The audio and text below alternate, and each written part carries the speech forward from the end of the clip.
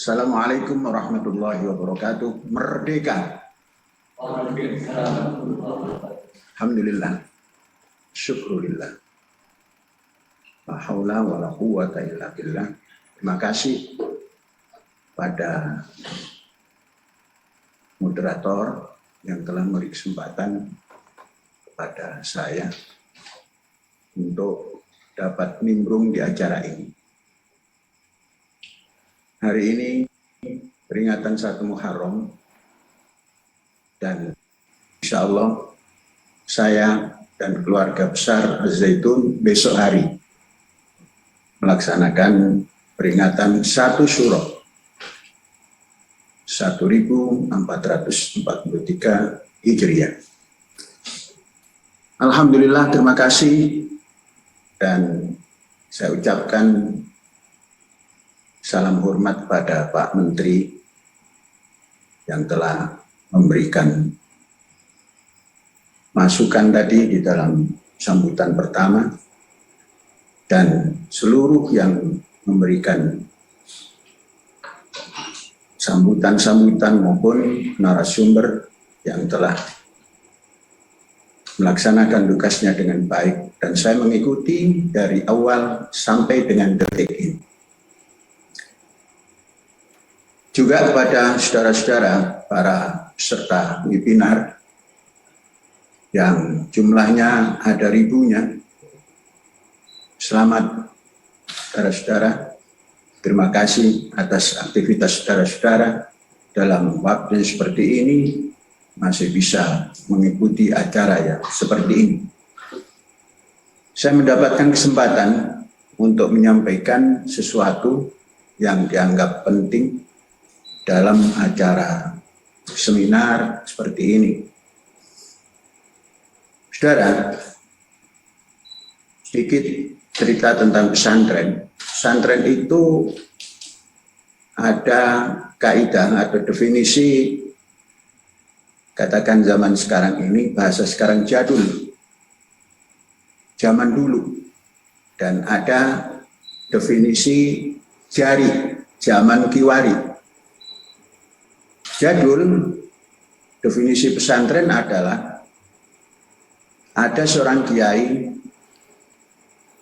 yang ikhlas memberikan pengajaran dan pembimbingan dan datanglah para santri kemudian membantu Pak Kiai, kemudian berdatangan dari daerah-daerah tertentu dan terus bertambah dan bertambah, kemudian didirikanlah oleh para santri itu godaan-godaan atau gubuk-gubuk kecil agar bisa belajar di situ bersama Pak Kiai. Ada gubuk Lamongan, ada pondok Gresik, ada pondok Jombang, karena pesertanya dari Lamongan, dari Gresik, dan dari Jombang umpamanya. Maka itulah yang dinamakan pesantren, hari-hari menuntut ilmu, kemudian mandiri. Semua dikerjakan sendiri, menghasilkan nafkah sendiri, untuk sendiri dan kawan-kawannya. Itu terjemahan zaman dulu menurut Kiai yang saya pernah dengarkan, Kiai Haji Imam Zarkasih Al-Qontori. Kemudian zaman sekarang, khususnya setelah 100 tahun berdirinya pesantren Tebu Ireng berdiri pada akhir tahun 1899. Gontor berdiri pada tahun 1926. Dinamakan Pondok Modern. Kemudian Az-Zaitun berdiri pada 1999. 100 tahun sesudah Tebu Ireng dan 75 tahun setelah Gontor. Mempunyai satu definisi tersendiri. Kalau pesantren-pesantren yang dulu adalah berada di tengah-tengah khalayak perkampungan yang sudah ada, maka Az-Zaitun mulai mencoba merubah pemikiran. Out of the box, kharija sunduk. luar dari definisi umum. Maka disiapkanlah dahulu sarana prasarana, kemudian pembimbing, baru didatangkan para santri. Dan keberadaannya jauh daripada lingkaran kehidupan masyarakat sekitar. Nah, akhirnya definisi seperti ini kita gunakan dan kita punya satu kelonggaran untuk membangun. Baik itu membangun pendidikannya maupun membangun perekonomiannya di tengah-tengah masyarakat pesantren itu. Ini perbedaan zaman dulu dan yang sekarang ada. Kemudian intinya adalah mandiri. Mandiri, self-sufficient dalam berbagai hal. Namun bukan berarti tidak memiliki keterikatan. Keterikatan kita adalah keterikatan legalitas. Maka yayasan yang melegalisir, yang melindungi, yang mendirikan pesantren yang ada ini. Kalau di kami sini namanya Yayasan Pesantren Indonesia. Itu satu. Kemudian di dalam kesempatan ini bahwa ada tema pesantren kreatif ekonomi bangkit. Hadirin sekalian atau para peserta, pesantren kreatif. Bahasa kreatif ini sesungguhnya bahasa yang memiliki satu keberanian untuk melakukan tindakan apapun yang bersifat ekonomi maupun pendidikan yang terkadang out of the box, keluar daripada definisi umum atau kharij as-sunduq. Tatkala mempunyai keberanian ini, maka dia dinamakan kreatif. Bahasa yang bisa digunakan ekonomi kreatif itu al-iqtisadiyah, al-ibda'iyah. Ekonomi kreatif. Orang kreatif, orang yang punya ibda'. Nah, Tuhan itu kreator, maka badi'us samawat wal ardh. Manusia dikehendaki punya creativity, punya ibda'. Maka di sini memerlukan satu keberanian. Nah, keberanian semacam inilah yang harus ditumbuh kembangkan di dalam masyarakat kepesantrenan.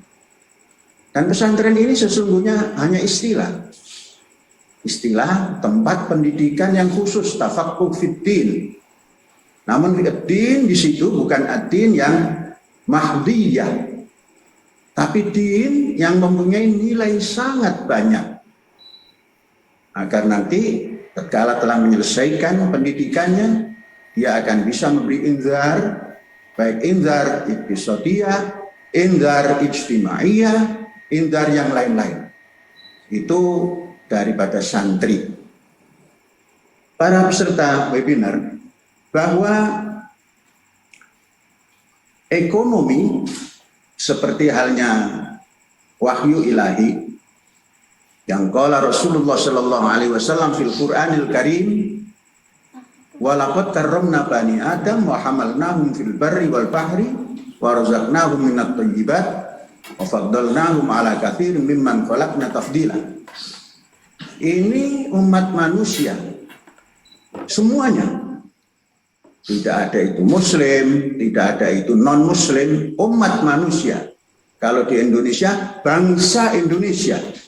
Apapun agamanya, apapun rasnya, itu telah diberikan kemuliaan. Kemuliaan fil barri wal bahri. Dan rezeki yang baik-baik. Menurut kami, pemahaman kami, inilah kegiatan ekonomi yang harus diwujudkan fil barri wal bahri. Yaitu di darat dan di laut. Dalam bentuk lain, istilah lain, green ekonomi dan blue ekonomi. Green ekonomi berkaitan dengan, katakanlah, sandang pangan papan yang bersumber dari darat. Kalau blue economy adalah seluruh kegiatan, baik itu apa yang ada di dalam laut, yang kasar nampak adalah perikanan tangkap maupun perikanan yang lain-lainnya, budidaya yang bersumber dari laut. Sumber dari darat ini adalah penguasaan pangan. Kita telah menerapkan penguasaan pangan dalam bentuk lingkup kecil. Katakanlah peserta didik, guru, karyawan, dan wali santri yang jumlahnya tidak kurang seluruhnya adalah 50.000. Merupakan pasar yang fiktif. Ini kita kelola dengan melalui keperluan hajat hidupnya dari green economy. Kita mempersiapkan pangan. Pangan bekerja sama dengan petani lingkungan untuk menanam bahan pangan baik itu padi, kedelai, dan lain-lain, yang hasilnya nanti dibagi antara yayasan dan petani. Petani menjual produknya kepada yayasan, dan yayasan menyimpan produk itu di istana beras.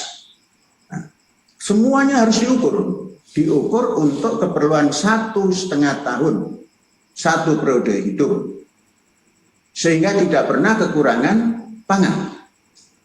Nah, ini satu green economy dari sisi pangan.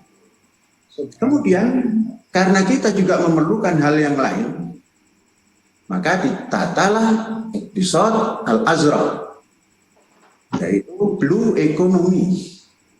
Kita tata untuk masuk ke maritim, di mana kekayaan Indonesia intinya adalah di laut, di darat sangat terbatas.